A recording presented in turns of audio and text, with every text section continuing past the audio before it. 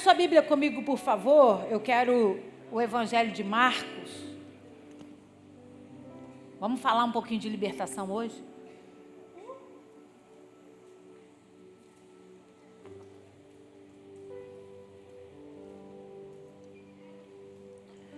Marcos capítulo 1, eu vou ler a partir do verso 21.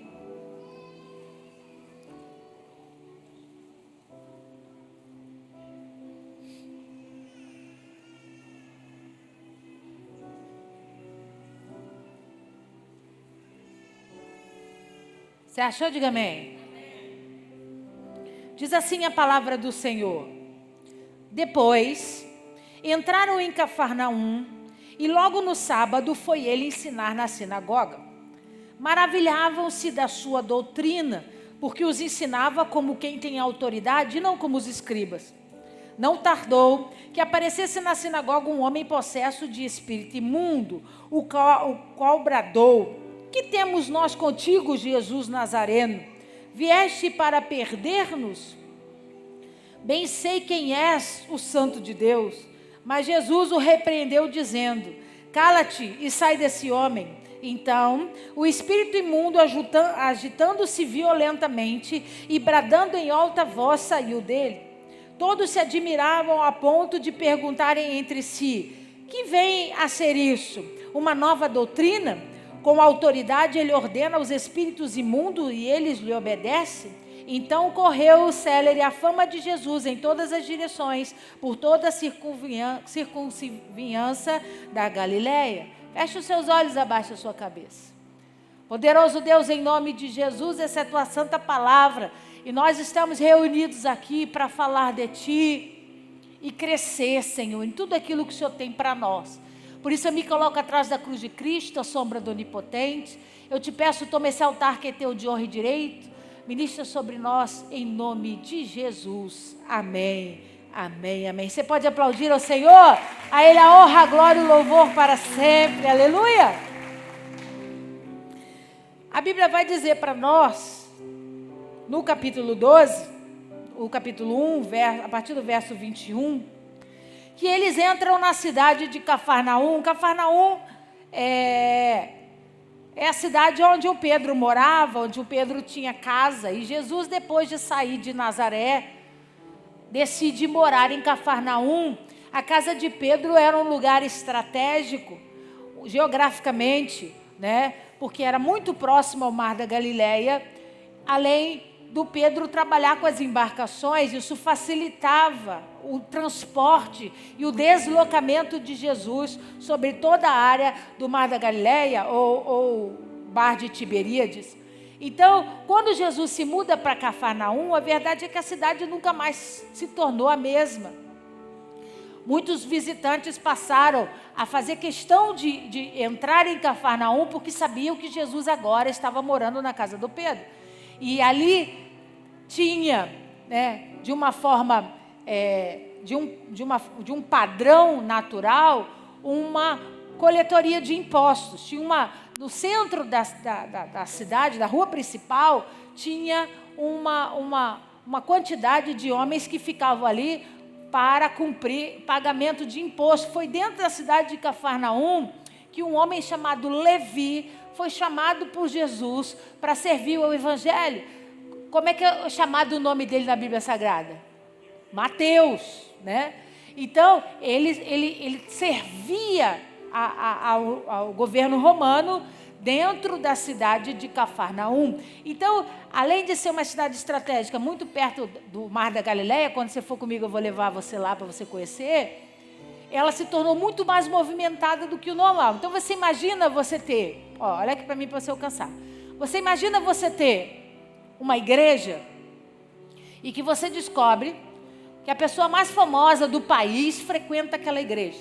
Aquela igreja podia ter 50 membros. A partir do momento que aquela figura pública começa a frequentar aquela igreja, o que acontece com aquela igreja? Vai vir gente de tudo que é lado, né? Então foi exatamente o que aconteceu com a cidade de Cafarnaum. Tudo que tinha em Cafarnaum passou a ser muito mais frequentado por conta da presença de Jesus. E automaticamente, a Bíblia vai dizer para nós, a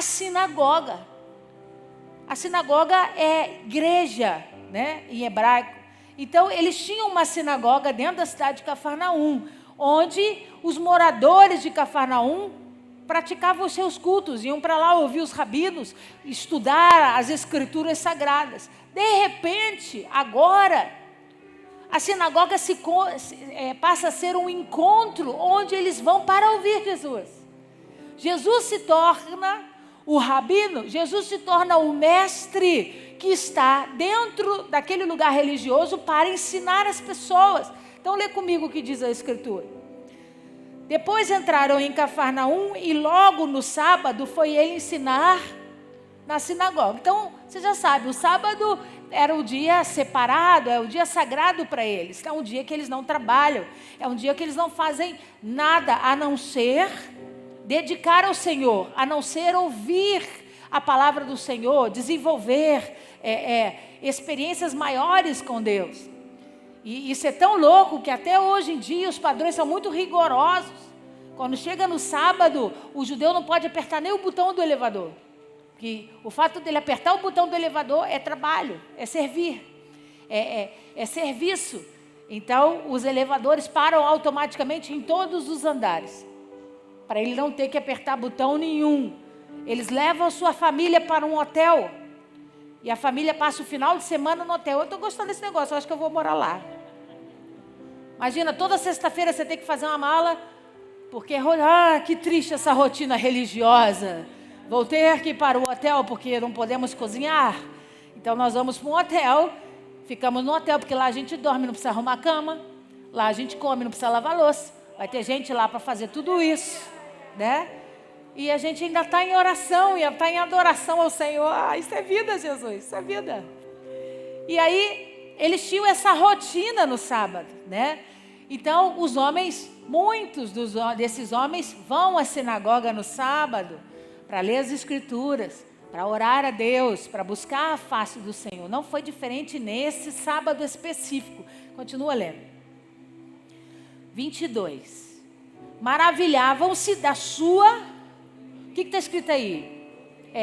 O que para eles era doutrina, para o céu é revelação.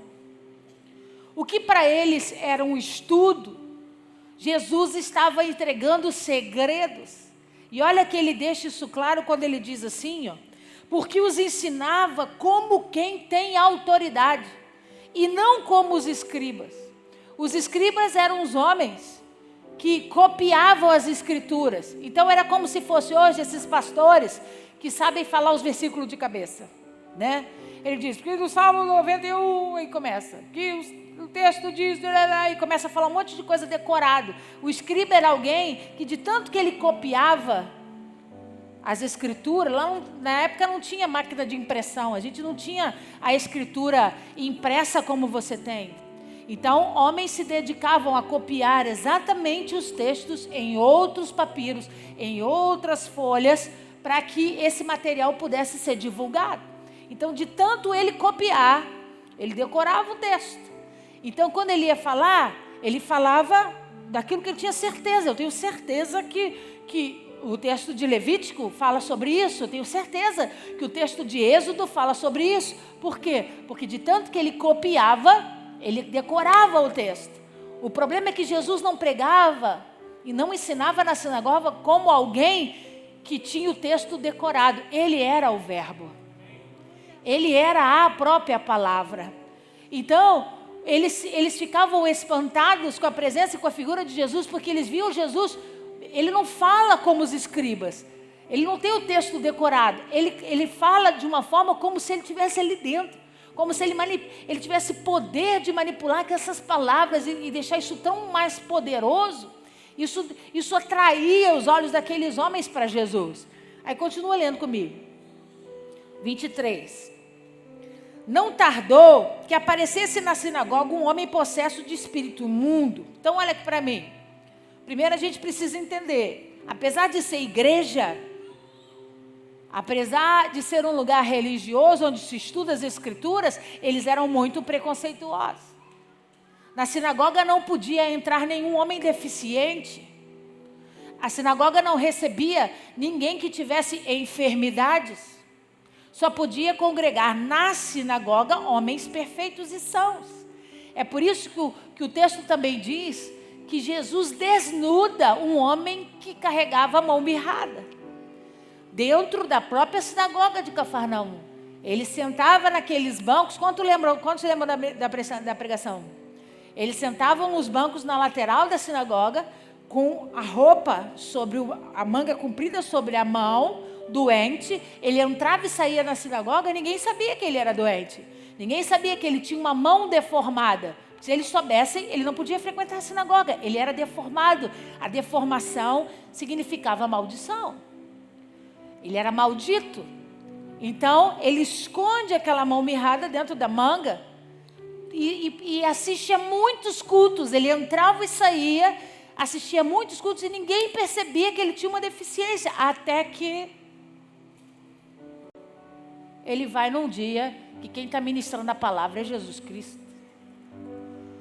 No sábado, e Jesus Cristo diz para ele: você aí, vem aqui para o meio. E a exposição do meio era só para os rabinos. A exposição do meio era só para quem tinha a palavra. E ele convida aquele homem para vir para o meio e ele diz para ele, mostra a tua mão. E ele faz com que aquele homem exponha a sua deformidade na frente de todo mundo que estava ali. E apesar de parecer, puxa vida, por que Jesus fez isso? Para aquele homem foi libertador. Porque ele passou a vida toda escondendo algo que Jesus precisava que fosse manifestado na luz para ter cura. Precisava ser visto para ser testemunhado a cura dele. Então, a gente precisa entender que jamais, preste atenção no que eu estou dizendo aqui, jamais seria dado a oportunidade de alguém que tivesse problemas espirituais de frequentar a sinagoga. Isso não existia. Uma pessoa que entrava na sinagoga e alternava nos seus comportamentos espirituais que pudesse indicar que ele estava sendo possesso por algum espírito imundo, isso jamais poderia acontecer. Por quê? Porque ele era imundo, porque ele não estava separado, porque ele não podia fazer parte da congregação. Você está aí? Diga amém. Mas nesse sábado tinha alguém lá sim, que foi frequentar a sinagoga com esse problema espiritual. Aí lê aí. Apareceu na sinagoga um homem possesso de espírito imundo. Ele manifesta e ele começa a falar com Jesus. Por que ele fala com Jesus? Porque Jesus era o líder do culto, era o pastor daquele dia. Ele que estava pregando a palavra. Então ele diz: que temos nós contigo? Observa o verbo. Ele não diz, que tenho eu contigo? Ele diz, que temos. Por quê? Porque o diabo nunca vem sozinho. Ele está sempre acompanhado. Então, provavelmente, quem estava falando com Jesus não era um, mas alguns. Ou até mesmo uma legião. A Bíblia usa esse termo. Legião é um termo romano. Legião normalmente fala de 6.000 soldados romanos. Então, quando a Bíblia relata uma legião de demônios, ele está dizendo, pode chegar até 6.000 demônios. E ele diz, que temos nós contigo, Jesus Nazareno? Vieste para nos perder-nos? O que você veio fazer aqui? Você veio aqui para estragar o nosso projeto? Para nos desvendar? Para nos revelar? Aí ele diz, bem sei quem és, o Santo de Deus. É horrível ler isso, né? Porque tem mais demônio sabendo quem é Cristo do que gente. O demônio dizendo, eu sei quem tu és, Santo de Deus. E tem crente que às vezes ainda tem dúvida disso, né? Aí no versículo diz assim, mas Jesus o repreendeu, dizendo, cala-te e sai. Amigo, o culto de libertação foi público, não foi escondido. E aí, eu preciso dizer para você, libertação é um ato de amor, libertação é um ato de cuidado, mas é extremamente necessário. E libertação é para mim e para você. Libertação é para nós, é para crente, é coisa de crente. Quem não é crente não precisa de libertação, precisa de salvação, ele precisa reconhecer Jesus primeiro. O processo de libertação vem depois. Porque a gente não pode trocar as vestes de um bebê, vestir ele todo de branquinho e dizer para ele, não se suje, hein? Ele não sabe o que é isso. Ele está começando a andar, ele vai se sujar, ele vai se jogar. Então primeiro a gente ensina o bebê a andar. Primeiro a gente ensina o bebê a crescer, para depois dizer para ele o que é roupa branca e o que não é. Libertação é isso. Então, Jesus repreende aquele demônio. Publicamente ele podia ter feito um sinal apenas.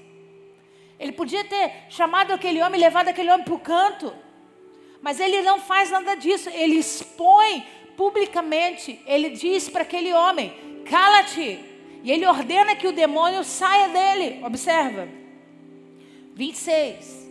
Então, o espírito imundo, agitando-o violentamente e bradando em alta voz, se fosse hoje, você ia dizer assim, viu lá? Pastor não tem autoridade não. Pastor mandou o demônio calar a boca e mandou o demônio sair. Tu viu o que aconteceu? Ele se sacudiu, se jogou no chão, fez ainda ficou gritando. O pastor não tem autoridade não. Mas o diabo fez isso com Jesus. E pastor Josué diz assim, que esse é o grito da derrota. É o último grito. Antes dele ter que entregar as obras todas e meter o pé mesmo, de verdade. E aí ele se debate porque ele provoca o corpo físico. Ele faz o homem se debater por inteiro e ele dá o grito. Depois que ele dá o grito, ele sai, ele cumpre a ordem. E aí, olha o que acontece no versículo 27. Todos se admiraram ao ponto de perguntarem entre si, que vem a ser isso? Eles não estavam acostumados com isso, principalmente dentro da igreja.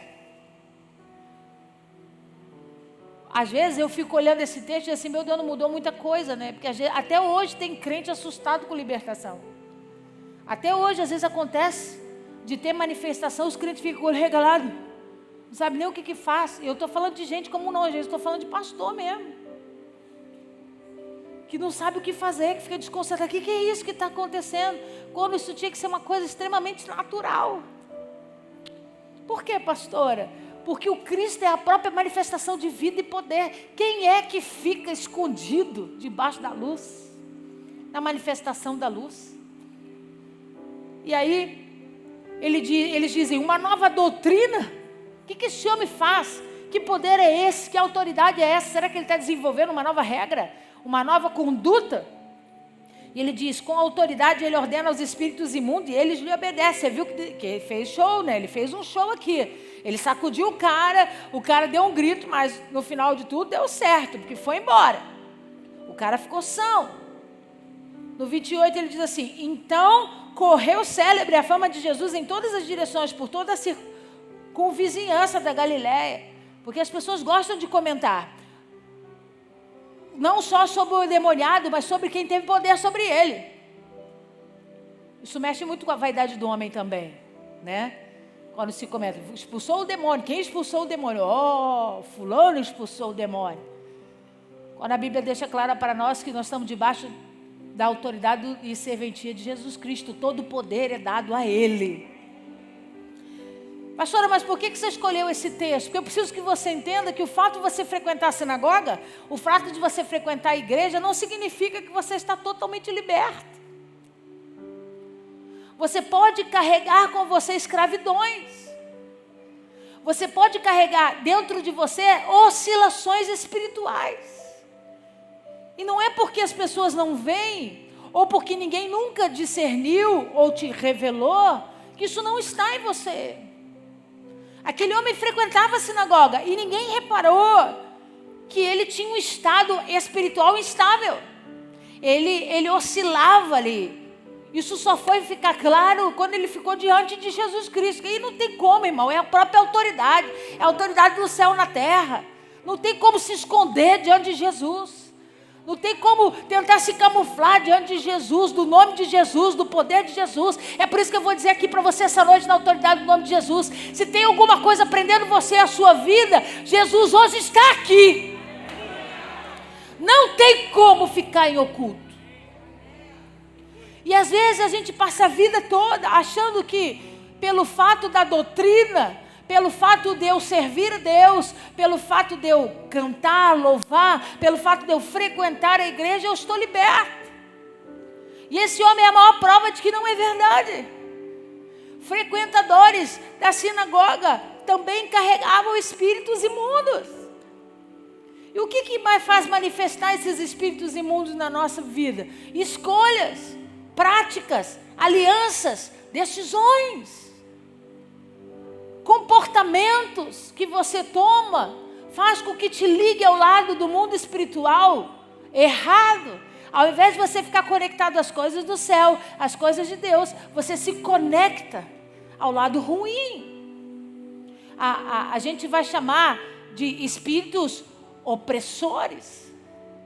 Espíritos que vão oprimir o seu emocional, vão oprimir sua vida familiar, vão colocar coisas ruins na sua cabeça. Vão trazer depressão sobre você. Outros vão ser mais influentes, vão colocar enfermidades. Outros vão ser mais influentes, vão amarrar você deliberadamente. Você vai ser como aquele passarinho que anda para frente, mas tem uma corrente presa que não deixa você voar. Você passa a vida toda limitado. E aí você diz para Deus: puxa vida, eu faço tudo direito. Eu frequento a sinagoga. Eu venho à igreja, eu estou buscando a Deus. O problema é que buscar a Deus não basta. Você precisa encontrar aquele que tem poder de te libertar. Você precisa ter um encontro com aquele que vai dizer: cala-te, demônio, e sai dele. Para quê? Para que você tenha a sua vida plena restaurada. Tudo aquilo que é oculto, que é escondido, ele só vem a se manifestar através da luz. Quando a luz chega, as trevas elas precisam sair. É o que diz as Escrituras Sagradas. E assim é na minha vida e na sua vida. Quando Jesus se apresenta, ele acende a luz da nossa vida. E aí as sujeiras aparecem. Porque quando a gente está em casa com a luz apagada, você não observa se o vidro está sujo ou não. Se tem sujeira debaixo do tapete, se o sofá tem poeira. Mas quando acende a luz, tudo que é sujeira aparece. Tudo que está no estado errado ou fora da normalidade aparece. E aí por que Jesus precisa acender a luz dentro de nós? Para organizar as coisas. Para botar as coisas nos seus devidos lugares. Para dar a oportunidade de você viver de uma forma plena. Todo o povo ficou maravilhado porque viu o poder de Jesus sobre aquele demônio. Mas, amigo, muito mais aquele que foi liberto. Porque ele passa por uma experiência de realmente se sentir livre, talvez pela primeira vez na sua vida. De poder desfrutar desse poder, da experiência e da glória de Deus, definitivamente. O problema é que nós não estamos disponíveis. Nós fugimos da luz. Quando a gente fala, vai ter luz, vai ter fogo, aí a gente dá uma disfarçada, dá uma volta. Por quê? Porque quem tem casa suja gosta de esconder. Quando você está com a casa limpa, você não tem problema de receber visita, mas quando ela está suja, você evita de todas as formas, porque você sabe que isso pode ser motivo de vergonha para você. E eu vim aqui essa noite para dizer para você, deixa Jesus acender essa luz e para de se preocupar com vergonha. Aquele homem foi exposto, né, nessa forma de linguagem, diante de toda uma sinagoga, mas todo mundo viu o poder de Jesus sobre aqueles espíritos. Talvez o seu processo de libertação precisa acontecer para toda a sua casa enxergar que Jesus tem poder. Que verdadeiramente o Filho de Deus tem poder para trabalhar cura e libertação. Para manifestar sobre a vida das pessoas. Não fica preocupado, não fica com vergonha. Eu não vou lá na frente ser orado não, porque vai que acontece alguma coisa. Irmão, vai acontecer de qualquer jeito. Aquele homem não programou ser revelado, mas a luz chamou ele para a revelação. A verdade de Jesus chamou ele para o conserto e para o acerto. E eu estou dizendo para você na autoridade do nome de Jesus, hoje é noite de Jesus acender a luz. E se tem corrente, ela vai aparecer. E se tem cadeado, ela vai aparecer. E se tem alguma situação que tem roubado você de você mesmo, vai aparecer. Por quê, pastora? Porque Jesus tem prazer de expor as pessoas? Não, Ele tem prazer em ver você livre. Ele tem prazer em ver você desfrutando do melhor para a sua vida. Ele precisa quebrar cadeias emocionais, histórias do passado, pesos que você carrega ao longo da sua vida e que não te deixam crescer e prosperar. Vamos acender a luz essa noite. Vamos convidar Jesus para vir. Vamos convidar Jesus para mostrar o que está errado, o que está escondido. O que está escondido que não tem permitido você viver, que não tem permitido você vencer, que não tem permitido você conseguir ser pleno. Nós estamos na sinagoga e Ele também está aqui. Então por que não deixar Jesus cumprir o seu papel? Depois de ensinar a Santa Palavra, depois de entregar revelações profundas, Ele não deixou aquele demônio passar despercebido. Porque não existe culto, não existe adoração sem libertação, amigo. Não existe você entrar e sair da mesma forma. Não existe você entrar, ouvir e voltar para casa do mesmo jeito. O processo tem que ser evolutivo. Você tem que vir, deixar as cargas, deixar os pesos, deixar o jugo, deixar os fardos e ir embora para casa livre. Totalmente liberto. Você está entendendo? Diga amém. Então levanta a sua mão ao céu e diga: eu quero, nessa noite, experimentar da luz e da libertação de Cristo Jesus. Fique de pé no seu lugar.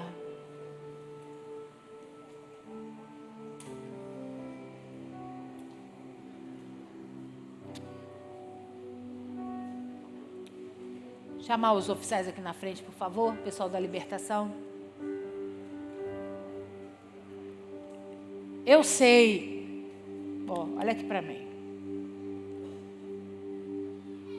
Eu sei que existem algemas invisíveis, que talvez nem você saiba. Algemas que foram colocadas para te aprisionar. Você não vê, mas está lá. E algemas são limitadoras. As algemas impedem o movimento natural das coisas. Quem está algemado fica totalmente debaixo de um conceito de limitação. Ele não consegue pegar, ele não consegue se mexer direito, ele não tem segurança, confiança. E às vezes as algemas que foram colocadas em nós de forma espiritual são exatamente para isso. Para você passar por uma vida inteira e nunca conseguir alcançar nada. Nunca conseguir tomar posse ou propriedade de nada. Por quê? Porque você está preso. Isso não te deixa progredir, isso não te deixa ser um homem ou uma mulher realizado, isso não te deixa ter conforto. E às vezes as algemas não são aqui não, às vezes as algemas são nos pés. Que impossibilitam a tua caminhada, a tua progressão. E quem tem visão espiritual vai entender o que eu estou dizendo. Às vezes, além das correntes que prendem os braços ou as pernas, você ainda carrega correntes com bolas de ferro. Que além da dificuldade de andar, você ainda puxa peso. Escolhas, alianças que foram feitas no passado e que precisam perder a autoridade sobre a sua vida. Pastora, como é que a gente se livra disso? Pedindo perdão a Deus. Pedindo para Deus te libertar de tudo isso. Pedindo para Deus te dar a experiência da liberdade verdadeiramente. Não adianta vir no culto. Você tem que clamar para ser liberto. Você não consegue viver uma vida emocional estável. Porque quando você começa o seu relacionamento, está tudo bem. Daqui a pouco, você vira uma pessoa que nem você mesmo sabe. Eu não sei porque que eu estou brigando. Eu não sei porque que eu estou discutindo. Todo o meu relacionamento eu destruo. Eu mesmo jogo por água abaixo. Olha a oscilação de espírito brigando dentro de você. E você nem sabe o que está acontecendo. Pastora, por que eu não dou certo com homem nenhum? Eu estou na igreja, pastora. Eu estou orando, pastora. Eu estou pedindo. O problema é que quando está perto de acontecer, você se transforma em alguém que nem você sabe, nem você se reconhece. Está no escondido, mas está te saqueando. E assim funciona no seu relacionamento com o seu marido, no seu relacionamento com a sua esposa, no seu relacionamento com os seus filhos, dentro do seu trabalho, dentro da sua casa. Tem algemas invisíveis aos teus olhos, mas que não fogem dos olhos do Senhor.